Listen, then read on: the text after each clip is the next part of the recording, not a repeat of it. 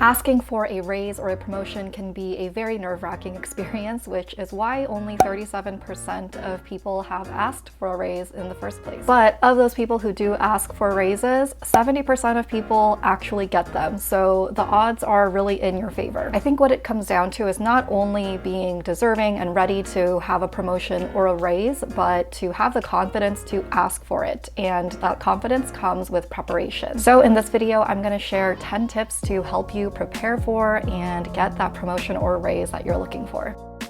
If this is your first time here, hi, I'm kchoi. I make videos about consulting and careers in general and other lifestyle related content. So if any of that sounds interesting to you, then please hit the subscribe button below, as well as the notification bell so you can be notified whenever I post a new video. Quick disclaimer before we dive in, this advice is of course just from my own experience, and every company is different in terms of how they go about their promotions and raises. And it also depends on where you're at in your growth and development at your company. So I'm not guaranteeing that, following these tips is going to get you a raise or promotion, but hopefully it'll get you a little bit closer. Number one, know the criteria for your current role and the role that you want. If you want to be considered for a promotion to a new role, you first need to be doing well in your current role. And if you're able to show that you're performing at or above the expectations of your current role, then you can make a much stronger case for a promotion. The company I work for has something called the Consultant Playbook, which is just something that was developed internally and has 5 main sections that detail out the different skills that a consultant at our company should have. It also has some guidelines on how skilled up you should be in those different areas depending on your level and your development within the organization. Having a good understanding of the expectations for the role you're currently in, as well as the expectations that will be placed on you as you move up in the organization, really just creates the right foundation for you to be able to set the right goals and really show that you're ready for a promotion or a raise. That leads into number 2, which is to be intentional with your development goals. When you know the criteria and expectations of your current role and the future role that you want, you can be very specific and intentional with the types of goals that you set for yourself. Your development goals should help you track progress in your current role and show potential for any future roles. Also, when you set these goals, make sure that they're SMART goals, so they're specific, measurable, achievable, relevant, and time-based. So again, first you got to have that solid understanding of what's expected of you if you want to get a promotion, and then set goals that will help you get there. Of course, your ultimate goal should really just be to grow and develop as an employee, but an outcome of that could be a promotion or a raise. Number 3, track and share specific examples. As you make progress towards those development goals, make sure that you're tracking progress, or in other words, collect data about how you're doing against those goals. This data might be quantitative, so maybe something like sales numbers or number of projects completed, but it could also be qualitative, so it could be an email from a client praising a job well done, or testimonials from your coworkers about what it's like to work with you as a project partner. It's also helpful to regularly ask your coworkers and your manager for feedback, even if you're not actively considering a promotion or a raise, because that's just gonna help you to constantly refocus and recalibrate your goals. Just make sure you're keeping track of your accomplishments and examples of your progress and success, because nobody else will. Number 4, show where you're going beyond your current role. In addition to keeping track of how you're meeting or exceeding expectations of your role, you can also identify things that you're doing outside of your responsibilities that are adding value to the company. So maybe you're doing some extra work that's outside of your job description, or you're taking on responsibilities already that somebody a level above you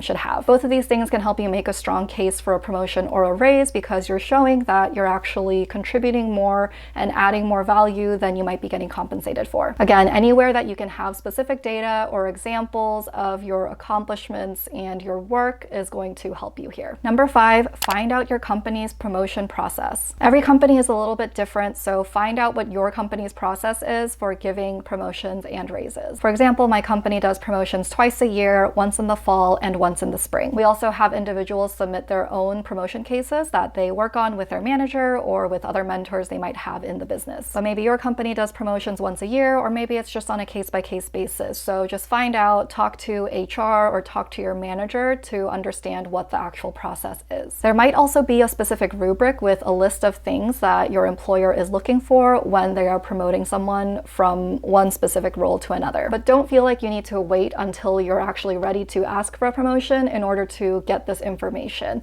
This is stuff that you can get in advance, and having it in advance will just help you be prepared and help you set yourself up for success in the future. Number 6, know your company's salary structure. On a similar note, every company probably has a general or average salary structure for their roles, and you're going to want to know that if you're asking for a raise in particular. Usually there are different levels in an organization and different base salaries for each of those levels, of course with a range, because depending on how you're developing within that role, you might be earning a higher salary than someone with the same title. So get that information and it can help you understand and determine if maybe you should be asking for a raise for the work that you're doing in your role. Number 7, research your market value. In addition to understanding the pay structure within your organization, you should also know what people are getting paid on average for your role at other organizations. I usually find this data on Glassdoor. They have information on average salaries for people with a certain title in a certain location, etc. So that's a super helpful tool that you can use. This is also something you should do when you're interviewing for a role and giving your required salary or desired salary, because that can just help you make sure you're getting paid the proper amount for that role. Some things to take into consideration with this are location. So people who work in New York are going to be getting paid a lot more than people in many other cities in the United States, just because the cost of living in New York is so much higher. The size of the organization is also a big factor. So larger organizations will probably have higher salaries on average than smaller organizations. So just keep some of those things in mind when you're looking into this information and presenting any numbers for a salary or for a raise. Number 8, leverage counter offers carefully. Let's say you're working at a company and you want to get a raise, and you actually also have a job offer where they're going to pay you more than you're getting paid now. You can definitely use that information to your advantage to try and get a raise, but just be careful with how you position it. You don't want to make it seem like you're giving this ultimatum to your employer, but instead something more like, hey,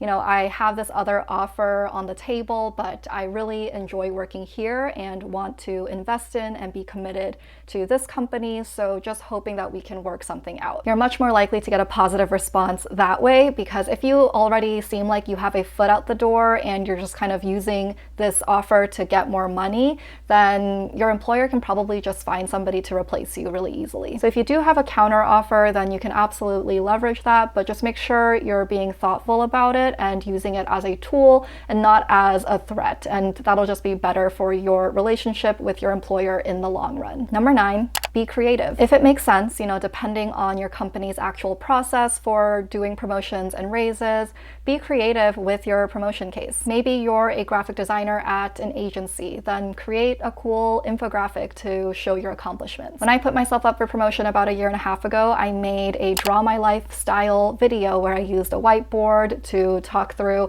my accomplishments and why I felt I should be getting a promotion. So if it makes sense, if it's relevant, if it works with your company's promotion process and all of that, then why not be creative and find a way to stand out? And number 10, if you don't get what you ask for, find out what you can do to change that in the future. The worst thing that can happen if you ask for a promotion or a raise is they say no. But if they do say no, then at least you're on the radar and you're making it clear, you're making it known that you want to be considered for a promotion and that you have the drive and motivation for it. So ask what you can do to be successful, and again, go back to your goals, go back to your focus areas, and make the changes that you need so you can be ready the next time around. That's it for this video. I really hope it was helpful, and if you have any tips for getting a promotion or a raise, then please leave them in the comments below so we can all just help each other out. I'm always working on a bunch of different video ideas, but if you have requests for videos and content in the future, then leave those in the comments as well. Again, hope you enjoyed the video. As always, thank you so much for watching, and I will see you in the next one. Bye!